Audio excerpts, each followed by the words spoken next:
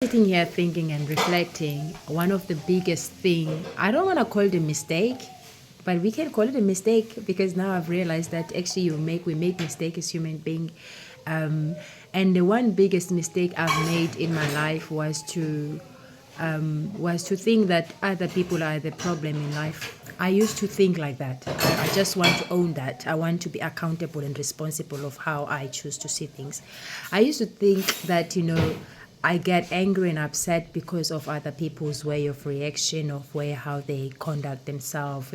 I used to actually be so resentful and judgmental and critical, and I used to really like feel like other things are happening to me. I was like a victim of life, like things were happening. That's when I believe that's when like I didn't have a deeper relationship with God.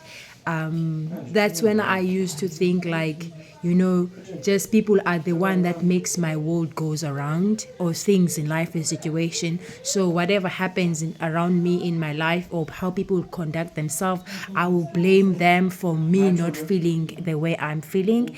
Then I've learned, no, it's actually not that. It's not that other people's way of behaving are the cause of your own troubling mind. It's actually vice versa. It's actually the opposite way.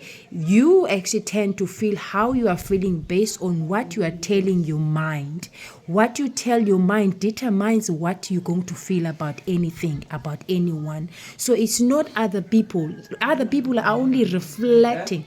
They are a reflection of your own state of mind. Let's say, for example, someone comes and shout to you, or smack you, or does something to you, or whatever, and then you respond and your way of responding, maybe you're coming from a place of being a victim, like, okay, this person smacked me, then you feel angry. That's one way of saying that, and you're allowed to do that.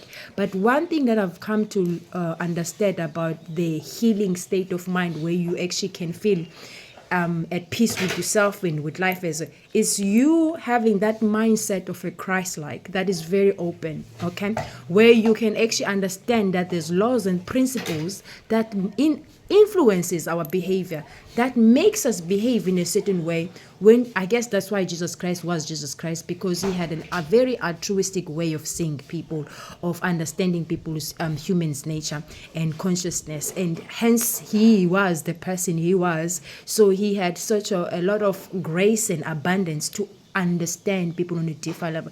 And I feel like that's what was lacking, or maybe was yet to come in my life, because where I am now, I am able to apply the same notion or the same way Jesus Christ used to do. Whereas before, I used to struggle a lot because I used to think like things are happening to me, people are being mean, whereas people are just being controlled by their own emotions. People are being controlled by their own mindset. People are being controlled by their own belief system that they believe to be true to them. So those emotions control the ways they behave and the actions, and then which sometimes can actually overlap and comes to you in your way. So me putting myself in a position where I'm a victim, I'm already failing myself. I'm not really putting myself in a position of a higher position. So I had to learn how to love myself in such situation, because one thing I've learned to understand is that I used to do that because I used to be very nervous. I have a nervous system. My nervous system was very weak, was not strong to hold those kind of emotions. When they're coming with kind of emotions, they are aggressive, they are shouting, they are being negative, they are just criticizing, complaining, you gossip, whatever, all these kind of things that used to disturb my nervous system. So I used to judge them because I used to feel like they are wrong what they're doing, and I feel like it's bad so I was very critical, very, very judgmental and very resentful. People, they did something to me, I will just not say something, but I'll keep it quiet, and this used to eat me instead of eating them. Do you understand? So this is where the healing energy comes in, because now you are being liberated. Instead of being imprisoned by how other people are behaving, you are being liberated so that you can be free from those ways of seeing life. You can actually now rise above those concepts, and you can actually understand where they're coming from, as long you are coming from a state of being a victim, you are surely going to feel a suffering. You're going to suffer in your life as long as you're feeling like, oh, shame, poor me, I am hopeless, I can't do things, I need help, people are doing things to me, and you don't see the bigger picture of that everything is working for your highest good, that God is in charge and everything is working for. When you are not able to see that, definitely you're going to suffer. Ask me. I've got the t-shirt, I've been there, and it's not a nice place. This is where you're going to be pointing around at other people. This is where you're going to calling other people's names. This is where you're going to think other people are bad. This is where you're going to be judgmental and be critical. This is where you're going to be resenting. This is where you're going to feel insecure. This is where you're going to shame, guilting other people, because you yourself, that's what you are doing inside yourself. You are doing that to yourself, and now it's only a matter of time that you do it to other people, because that's all you know. Do you understand? And I've been there. I have lived that life because I didn't know better. I didn't know any difference, until I've come across this way of seeing life that, listen, take yourself outside the box and start seeing things from a different lens of seeing life. Now, can you position yourself? Can you see things as they are instead of wanting things to go in a certain way because you are attached to certain things and certain people? I had to really have that kind of a topic with myself. I have to really look, no. And I one day realized that, hey, no one is making me happy. Just like as much as no one is making me sad, no one is making me unhappy, I have the free will to choose. I decide. I'm the captain of my own ship. Even if people step on my toes, I can choose whether to act on that or not. It's my power. It's my free will. I am given that. God gave me that authority to use that free will how I want to choose to apply on this world when I am met with such things in this world. And when I realized that, I had to learn how to apply it moment by moment, whether be it in my mind when I'm reasoning about certain things in my life. How am I reasoning? What is behind my reasoning? What is the motivation for me to think that way? Do you understand? I had to really delve into that psychology to apply these new ways so that the new version of self that is coming from a state of self-love that is whole and healed has to be, a manifestation in the real world, in my world that I'm living in. But I had to go through those steps, have to look at myself, have to question my ways of seeing, of being, of thinking, of reasoning, understood myself, where was I coming from, what kind of energies, what sort of beliefs was influencing me in order for me to reason that way, in order for me to feel the way I was feeling. I had to understand those things about myself. And then when I understood it, then that's when I realized, no, I have been the one who's been creating all these narrative stories in my head, where I put myself often in a pedestal, where I put myself in a position of being the one who's done things to the victim.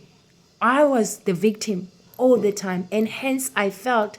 And guess what? The moment I learned these new ways that liberated my mind, my soul, and my body, and my heart, that gave me the new way of seeing, the moment I feel more free. I feel like I have the free will. I'm more in charge of my life. I'm the driving one now. It's no longer like the things are driving me, the situation, the circumstances are driving me. I'm the one who is in charge. It doesn't matter what is going on. I know for sure that I have a free will to choose how I want to see things, how I want to act on things, how I want to approach things.